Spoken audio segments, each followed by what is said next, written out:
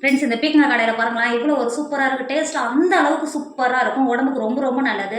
நான் இன்னைக்கு இட்லியோட தான் வச்சு சாப்பிட போகிறேன். சாதத்தோட வச்சு சாப்பிட்டாலும் சூப்பராக இருக்கும். நீங்கள் இந்த ஒரு கடையில் மட்டும் செஞ்சுட்டிங்கன்னா காலையில் டிஃபனுக்கும் போயிடும், மதியத்துக்கு சாதத்தோடும் சாப்பிட்லாம், நைட்டுக்கு தோசை இல்லை சப்பாத்தி அது மாதிரி செஞ்சு சாப்பிடலாம். அது கூடவும் சூப்பராக இருக்கும். டேஸ்ட் அந்த அளவுக்கு சூப்பராக இருக்கும். இன்னைக்கு இந்த பீக்கங்காய் கடையில் தான் பண்ண போகிறோம். நாங்கள் எப்படி செய்யலாம்னு பார்க்கலாம். Hi friends, welcome to Kerala சமையல். கேரளா சமையலில் சூப்பரான ஒரு பீக்கங்காய் வச்சு கடையில் தான் பண்ண போகிறோம். வாங்க எப்படி செய்யலாம்னு பார்க்கலாம்.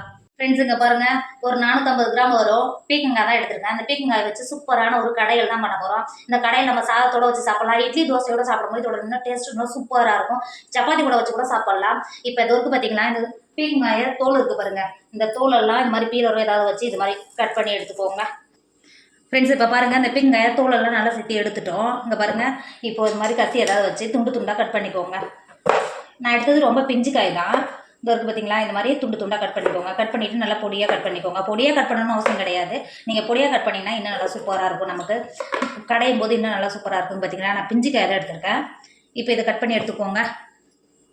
இப்போ பாருங்க, பீக்கங்காயெல்லாம் நம்ம கட் பண்ணி எடுத்துட்டோம். இப்போ ஒரு ஓரமாக மாற்றி வச்சுக்கோங்க. அடுப்பில் ஒரு மஞ்சள் வச்சுக்கோங்க. 2 டேபிள் ஸ்பூன் எண்ணெய் சேர்த்துக்கோங்க. எண்ணெய் சேர்த்து எண்ணெய் நல்லா சூடாகிடுச்சு. இப்போது 1/4 டேபிள் ஸ்பூன் கடுகு சேர்த்துக்கோங்க. அது கூடவே 1/4 டேபிள் ஸ்பூன் உளுத்தம் பருப்பு சேர்த்துக்கோங்க. கடுகு உளுத்தம் பருப்பு நல்லா பொரிஞ்சு வந்துருச்சு. 1/2 டேபிள் ஸ்பூன் ஜீரகம் சேர்த்துக்கோங்க. ஜீரகமும் நல்லா பொரிஞ்சு வந்துருச்சு. 3 காஞ்சி மிளகாயை 2ஆக கட் பண்ணி வச்சுருக்க உள்ள சேர்த்துக்கோங்க. காஞ்சி மிளகாய் சேர்த்து கொடுத்துட்டு அதுக்குள்ளே 10 பல்லு பூண்டு சேர்த்துக்கோங்க. சைஸ் ஒரு பெரிய வெங்காயத்தை பொடியாக கட் பண்ணி வச்சுருக்கோம், அது உள்ள சேர்த்துக்கோங்க. அது கூடவே 5 பச்சை மிளகாயை கட் பண்ணி வச்சுருக்கோம், அதையும் உள்ள சேர்த்துக்கோங்க. நீங்கள் காரத்தை கணக்கு எடுத்து பச்சை மிளகாய் சேர்த்துக்கோங்க. சேர்த்துட்டு நல்லா வெங்காயம் வதங்கிறதுக்கு உப்பு சேர்த்துக்கோங்க. உப்பு சேர்த்து வதங்கினா சீக்கிரமாக வெங்காயம் நல்லா வதங்கி வந்துடும். உப்பு சேர்த்து நல்லா பச்சை மிளகா வெங்காயத்தோடு நல்லா கலந்து கொடுத்துக்கோங்க. ஃப்ரெண்ட்ஸ் இப்போ பாருங்கள், வெங்காயம் நல்லா வதங்கி லைட்டாக கலர் மாதிரி வந்துருக்கு பார்த்தீங்களா, இந்த அளவுக்கு வதங்கினாவே போதும். இப்போ பழுத்த தக்காளி 2 தக்காளியை கட் பண்ணி வச்சுருக்கா உள்ள சேர்த்துக்கோங்க. தக்காளி சேர்த்து கொடுத்துட்டு அது கூடவே 1/2 டேபிள் ஸ்பூன் மஞ்சள் தூள் சேர்த்துக்கோங்க. சேர்த்து கொடுத்துட்டு நம்ம கட் பண்ணி வச்சுருக்கோம்ல பீக்கங்காய், தக்காளி சேர்க்கும் போதே சேர்த்துக்கோங்க. தக்காளியும் பீக்கங்காயும் நல்லா ஒன்றா வதங்கி வந்துடும். இப்போ நம்ம கட் பண்ணி வச்சுருக்கிற பீக்கங்காயை உள்ள சேர்த்துக்கோங்க. பீக்கங்காய் சேர்த்துட்டு நல்லா கலந்து கொடுத்துக்கோங்க.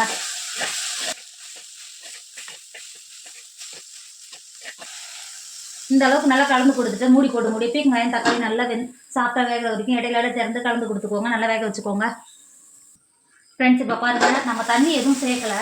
ஆனால் பீக்கங்காயிலேருந்து எந்த அளவுக்கு நல்லா தண்ணி இறங்கி வந்திருக்கு பார்த்தீங்களா. இங்கே பாருங்கள், நல்லா தக்காளியெல்லாம் சேர்த்து நல்லா குழஞ்சி வந்துருச்சு. பீக்கங்காய் சட்டுன்னு வெந்துடும். இப்போ பாருங்கள், இப்போது இதற்கு பாருங்கள், இந்த அளவுக்கு தான் நான் புளி எடுத்திருக்கேன். இதை ஒரு 10 நிமிஷத்துக்கு முன்னாடியே தண்ணியில் ஊற வச்சு கரைச்சி எடுத்து வச்சுருக்கேன். இப்போ அந்த புளி தண்ணியை உள்ளே சேர்த்துக்கோங்க. புளி தண்ணி சேர்த்துட்டு உங்களுக்கு குழம்புக்கு எந்த அளவுக்கு தண்ணி தேவையோ அந்த அளவுக்கு தண்ணி சேர்த்துக்கோங்க. தண்ணி சேர்த்துட்டு இந்த ஸ்டேஜில் உப்பு ஏதாவது கம்மியாக இருந்தால் சேர்த்துக்கோங்க.